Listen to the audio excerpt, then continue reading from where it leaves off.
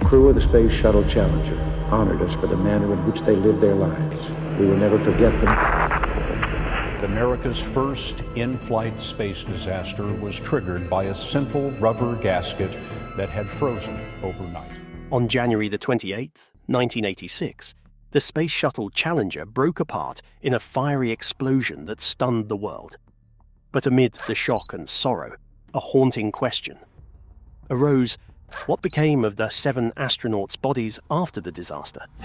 The answer is a story of a massive and painstaking recovery effort deep beneath the Atlantic waves, revealing grim truths about the final moments of the crew.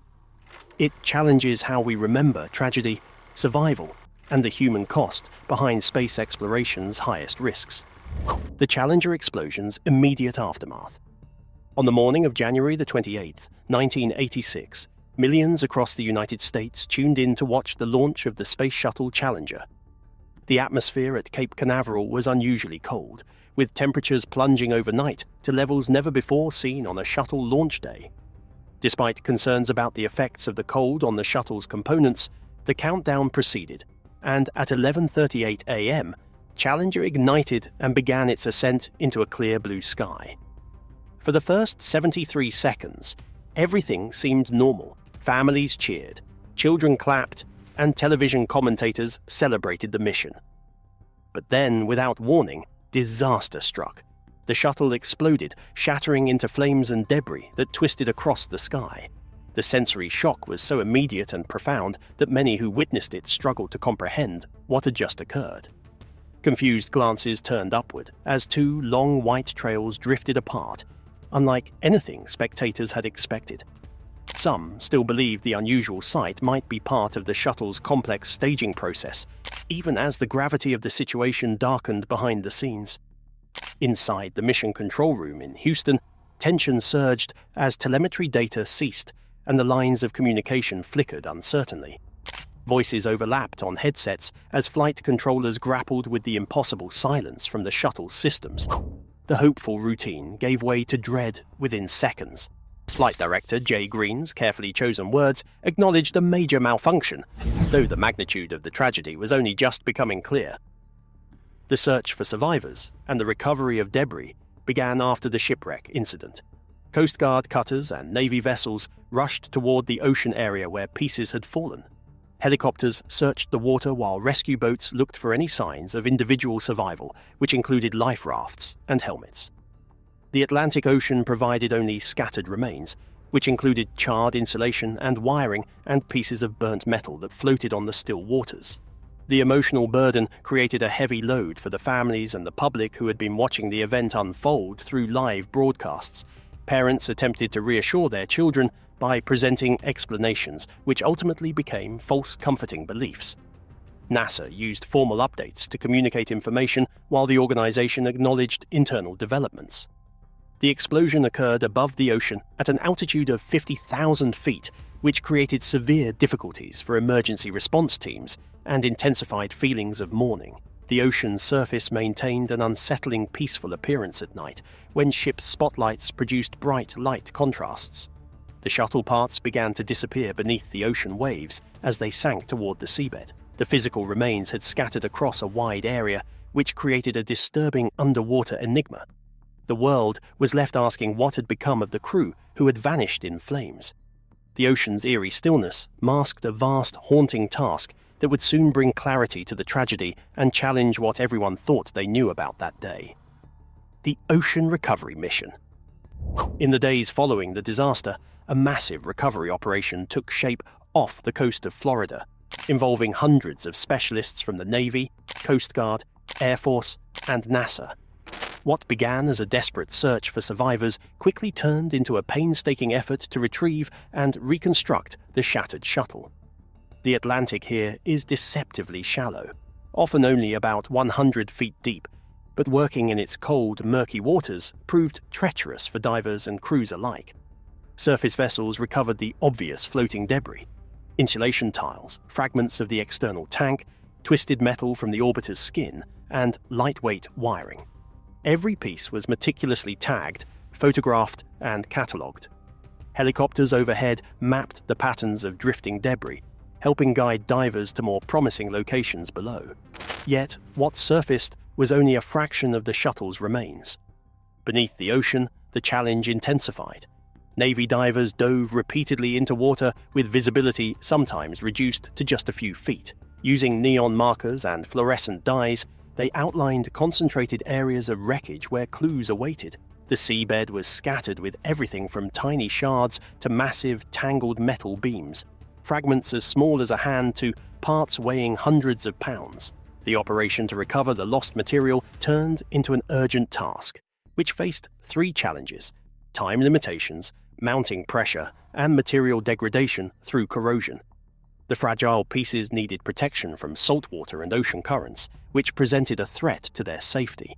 The engineers at Kennedy Space Center started their work to reconstruct Challenger by moving each section of material that had been raised to secure hangar facilities at the Space Center. The team established a large steel structure based on the shuttle's shape, which served as a foundation to arrange each piece of evidence like elements in a massive but somber jigsaw puzzle. The investigators found burn marks and fracture lines, which revealed the patterns that followed the disaster.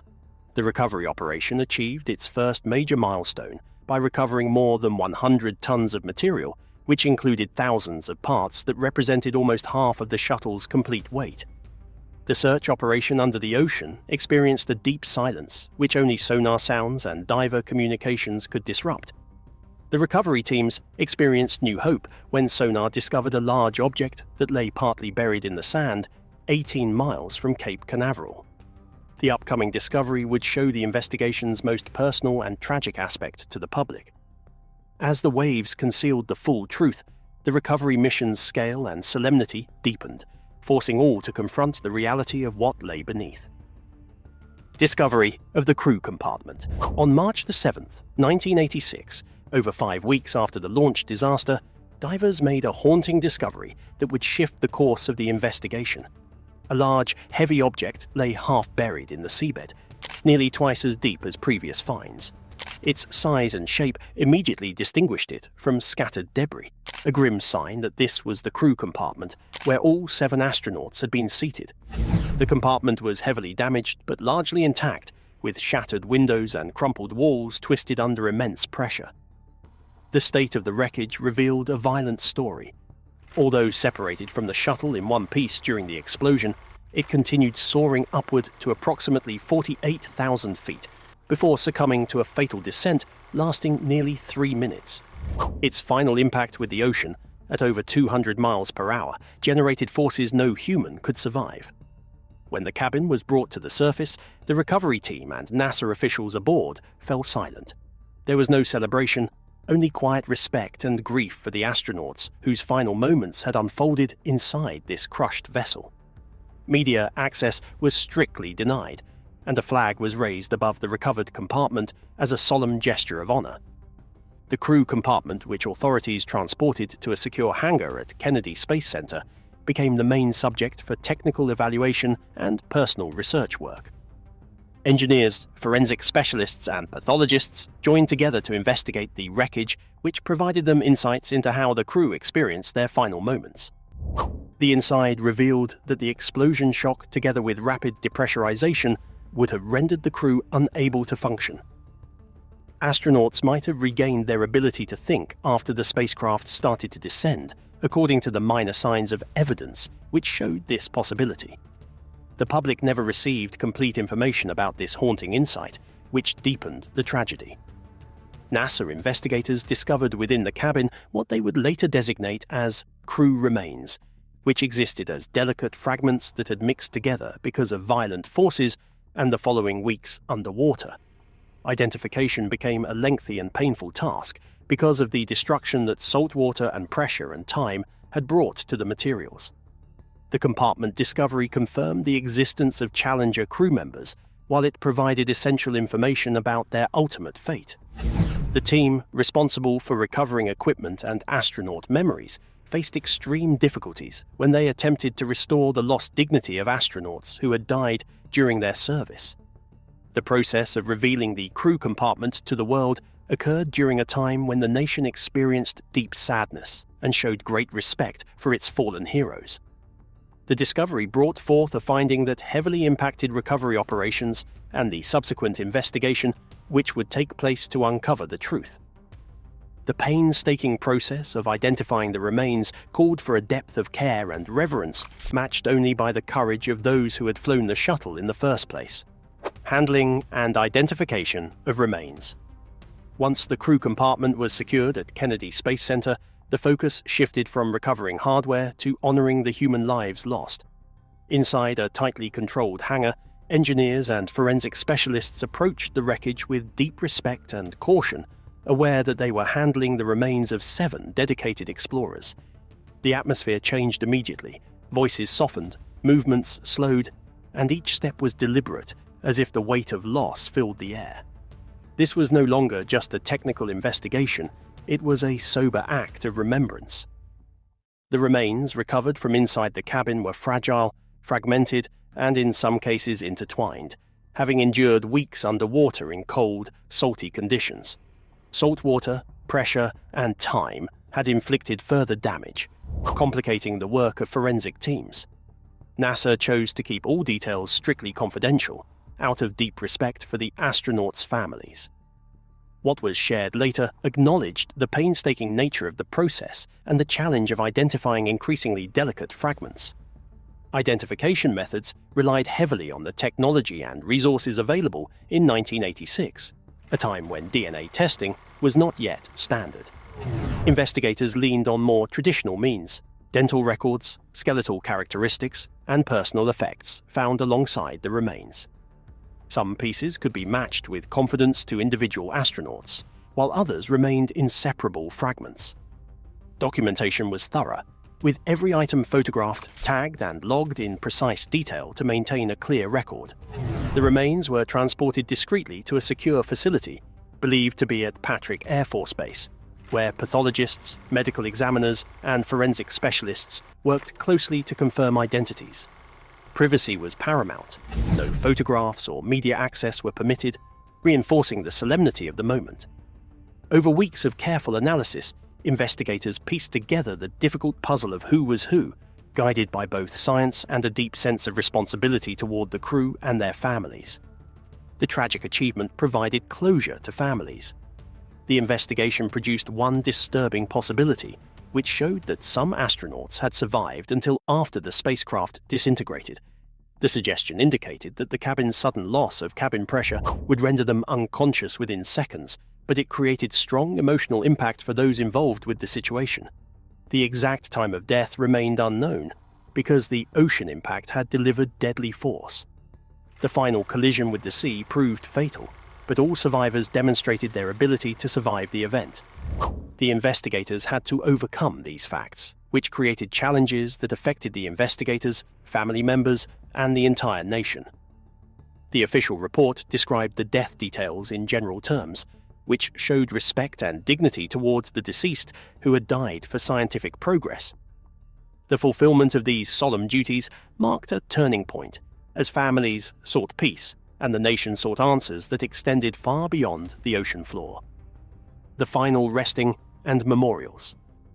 On May 20th, 1986, in a ceremony marked by quiet dignity, the co-mingled ashes of the Challenger crew were laid to rest at Arlington National Cemetery. The event was private, attended only by family members, NASA officials, and a select few astronauts. There were no public speeches or media, only a folded flag, the simple white monument, and the 7 names etched in stone. This collective resting place reflected the shared fate of the crew and the intertwined nature of their journey. For those fragments that could not be individually reclaimed, the unified memorial offered a respectful and fitting tribute. Families chose this path together, embracing a dignified closure amid unthinkable loss. The burial site remains a place of reflection and reverence, symbolizing both sacrifice and lasting legacy. Beyond Arlington, NASA and the nation committed to preserving the memory of Challenger's crew in many forms. The Space Shuttle program itself was renewed with heightened safety protocols, including redesigned booster joints and temperature monitoring to prevent recurrence of past mistakes. Each new mission carried the spirit of Challenger's astronauts, honoring their dedication through vigilance and improvement. The story of Krista McAuliffe, the teacher in space, continued to inspire thousands.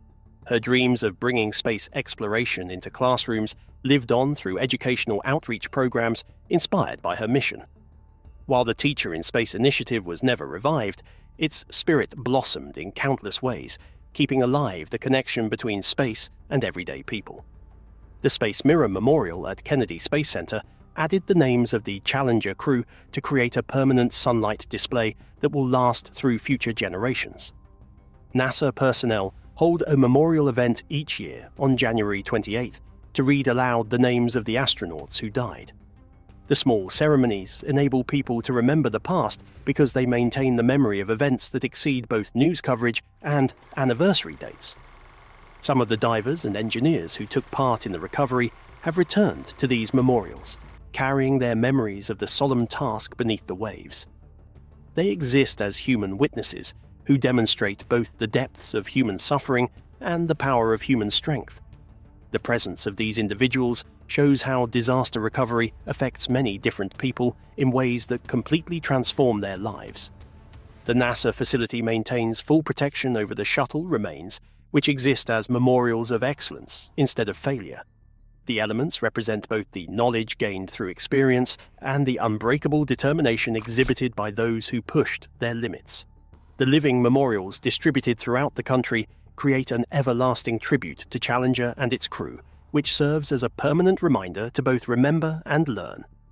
From grief grew resolve, a promise that their legacy would shape the future of space travel and inspire generations yet to come. Lessons and legacy of Challenger.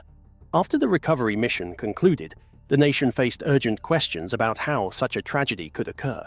President Ronald Reagan appointed the Rogers Commission, a panel of esteemed scientists, engineers, and astronauts to investigate every aspect of the disaster. The Commission's findings revealed not just technical failure, but deeply rooted flaws in communication, management, and safety culture within NASA. This moment forced the agency to confront uncomfortable truths and rewrite how it operated. The Commission identified the failure of the right solid rocket booster's O-ring seals as the direct cause. These rubber rings, designed to prevent hot gases from escaping the booster joints, had stiffened in the unseasonably cold temperatures on launch day. Instead of sealing properly, the compromised O-rings allowed a plume of flame to breach the fuel tank, igniting the volatile liquid hydrogen and oxygen inside. That spark ignited the catastrophic breakup of Challenger in just 73 seconds. What made the findings even more troubling was the revelation that engineers from the booster manufacturer had warned NASA about the O-ring's vulnerability to cold temperatures the night before launch. Those warnings were dismissed or downplayed by management, revealing a systemic failure to prioritize safety concerns. The Rogers Commission's report openly criticized NASA's decision-making processes and called for sweeping reforms. As a result, the shuttle program was grounded for over 2 years, while NASA redesigned critical components, improved communication channels, and established a stronger independent safety office. New protocols emphasized transparency and empowered engineers to voice concerns without fear of reprisal. The heartbreak of Challenger became a catalyst for a more cautious and accountable approach to spaceflight. The launch of Shuttle Discovery 1988 proceeded with a solemn atmosphere because people felt hopeful about the mission.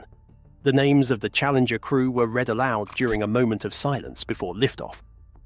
Every astronaut who flew after them received their memory as an unending reminder about the dangers that come with discovering new frontiers.